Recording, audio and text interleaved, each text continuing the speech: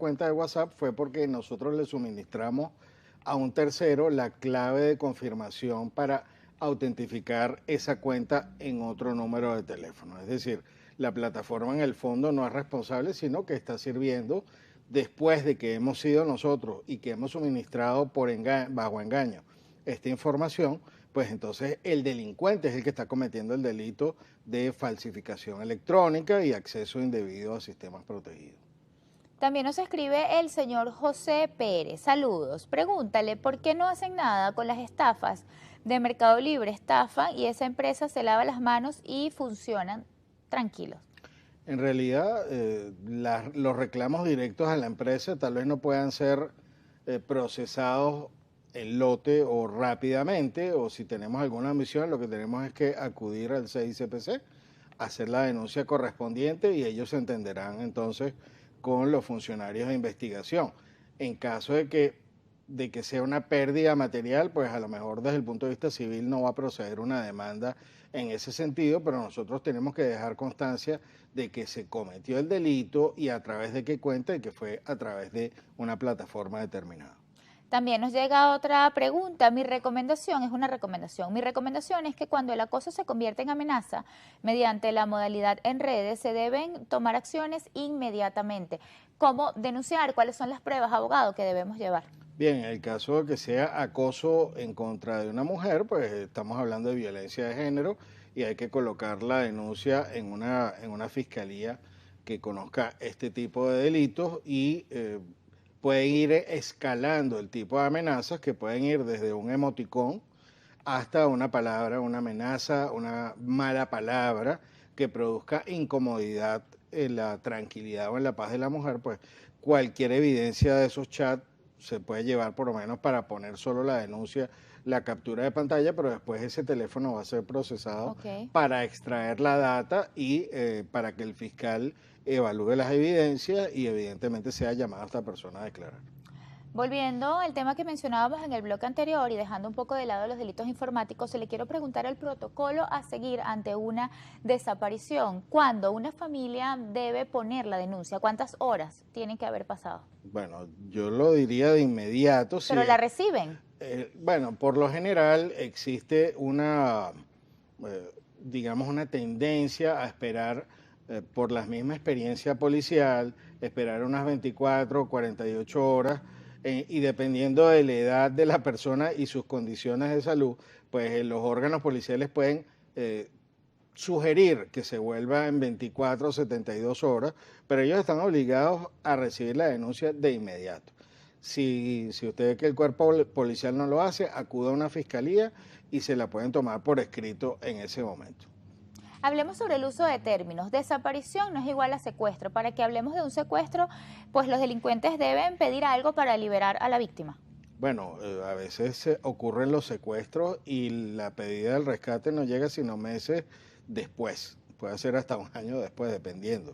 Es decir, el secuestro se verifica cuando una persona es privada de su libertad y es sacada de su entorno sin su voluntad.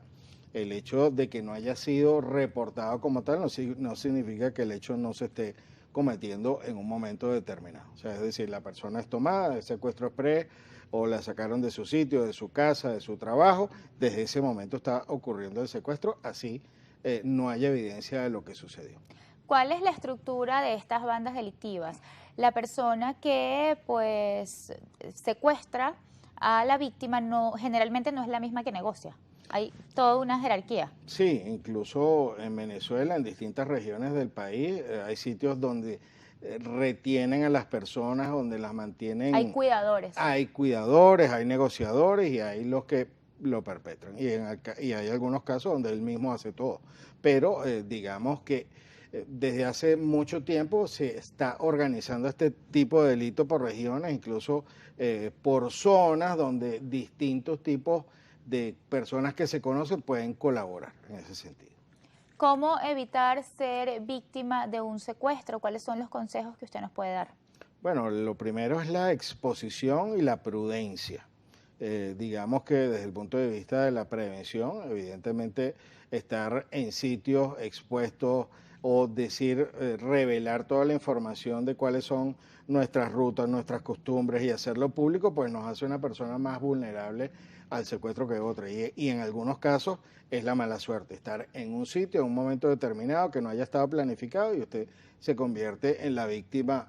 En los casos de algunos secuestros express, pues no es planificado, sino la persona que pasó y se bajó, que estaba entrando en algún local y lo toman, pues. En el caso del secuestro express, por lo general, como Puede, usted menciona, puede pasar. no es planificado, pero en el caso de secuestros quizás un poco más largos, quien revela nuestra información es gente muy cercana. Puede ser que haya sido, pero también podemos ser nosotros mismos dando información de nuestro entorno.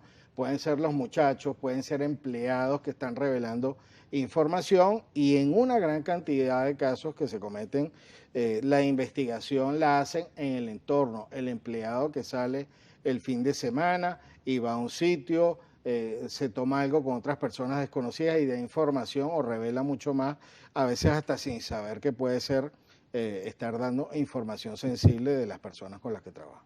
Hace algunos años un familiar fue víctima de una extorsión. Recuerdo que esto pues fue común.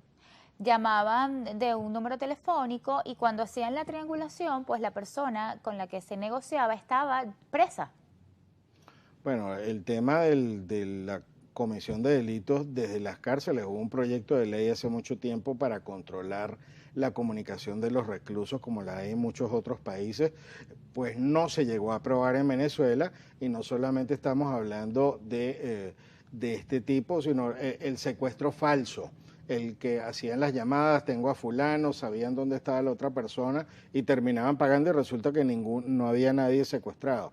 Es decir, y la extorsión simple diciendo, tengo una información, tengo un sobre con unas fotografías tuyas. O voy a hacer esto si no. Nosotros pertenecemos al grupo, al clan tal, y te estamos llamando para protegerte porque nos pagaron para que te elimináramos y a tu familia. Y al final, muchos de esos operan desde las cárceles y esto es un mal que debería estar controlado con las comunicaciones, que no es que se les va a incomunicar, pero sí tienen que ser comunicaciones controladas y no libres con este tipo de equipos móviles. ¿Debemos evitar entonces responder llamadas de números desconocidos?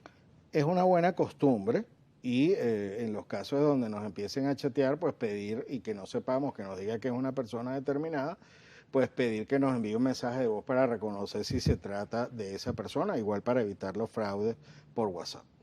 Y nos llega una pregunta justo antes de finalizar el programa, el señor Ramón Cordero, ¿qué hay de cierto en que en los cuerpos de seguridad hay infiltrados que pertenecen a grupos amponiles?